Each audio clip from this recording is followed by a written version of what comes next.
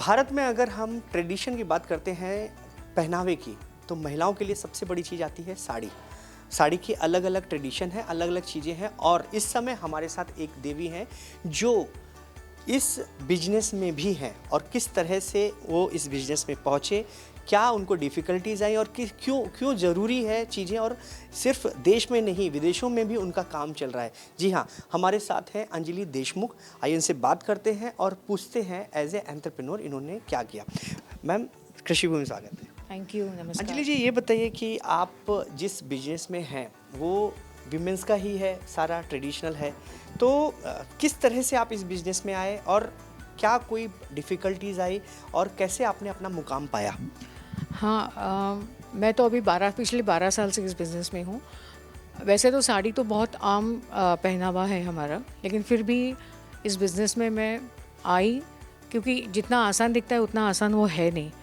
और अभी जो जैसे कि फ़ैशन की दुनिया में सब लोग फ़ैशन के कपड़े पहनना पसंद करते हैं, फिर भी इंडिया एक ऐसी कंट्री है जो हर कोई फेस्टिवल में सिर्फ साड़ी पहनना ज़्यादा पसंद करते हैं। और साड़ी एक ऐसा पहनावा है कि जो देश विदेश में भी उसके लिए, उस अपैरल के लिए, उस अटायर के लिए रिस्पेक्टफुल लोग देखते हैं।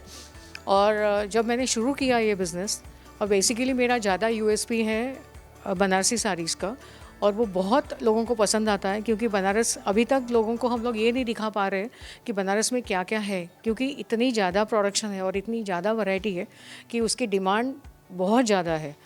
तो ये भी एक कारण है। और दूसरी बात ये है कि साड़ी एक देवी का महावस्त्र बनता है, क्योंकि हम लोग इंडिया में देवी को साड़ी हमेशा हर पूजा में, हर फेस्टिवल में अर्पण करते हैं। तो जब वो एक सिंपल सी साड़ी जब देवी के पास हम लोग देते हैं या उसको अर्पण करते हैं, तो वो साड़ी साड़ी नहीं रहती, वो महावस्त्र बन जाती है।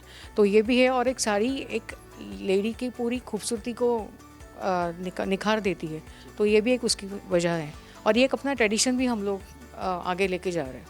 क्या आप सिर्फ साड़ियाँ ही हैं, आपका बिजनेस साड़ियों में ही है? और आप अगर बात करें, अगर हम फैमिली की बात करें तो कल को फैमिली बिजनेस हो सकता है। इस बिजनेस में और क्या बहुत ज़्यादा कंपटीशन है, या और भी फीमेल्स या किसी को आप बोलेंगे कि वो आए, इस तरह का बिजनेस है या डिफ़िकल्ट है आज की डेट में? डिफ़िकल्ट वैसे कुछ होता नहीं है। येस, कंपटीशन ज़रूर है, और तो कंपटीशन है तो मज़ा भी है। तो हम भी उनसे बहुत सीखते हैं, हमको भी बहुत कुछ पता लगता है। तो वो बात नहीं है।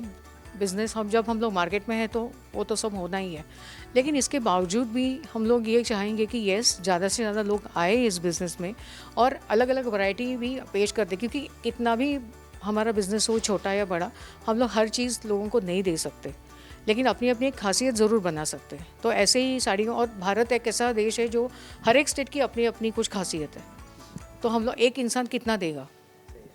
अच्छा, आपसे भी वही सवाल करूंगा कि कौन सी देवी हैं जिनको आप अपने करीब समझते हैं या रिजेंबल्स करते हैं आप अपने आप को? देखिए, मैं एक स्पिरिचुअल फॉलोअर हूँ, मैं आदिशक्ति की वर्शिप करती हूँ। लेकिन अभी आप बिज़नेस के रूप से अगर मुझे पूछ रहे हो और ये देवी के स्वरूप में, तो मैं महालक्ष्मी को ज़्यादा ये करूँगी, क्योंकि महालक्ष्मी में खुद में एक 8 स्वरूप है उसके खुद के। और जब वो महालक्ष्मी बनती है ना एक, तो उसमें सारे स्वरूप हम लोग को मिलते हैं, और एक शांति हम लोग को मिलती है, और उसमें एक प्रॉस्पेरिटी है हम लोगों की। और जब आप, घर की हर औरत को लक्ष्मी कहा जाता है, तो अगर साड़ियाँ घर की लक्ष्मी पहनती है तो वो इतनी खुशी से पहनती है, और उनकी खुशी, हम हमेशा बोलते हैं, अगर घर की लक्ष्मी खुश तो पूरा घर खुश। बात करने के लिए शुक्रिया। Thank you.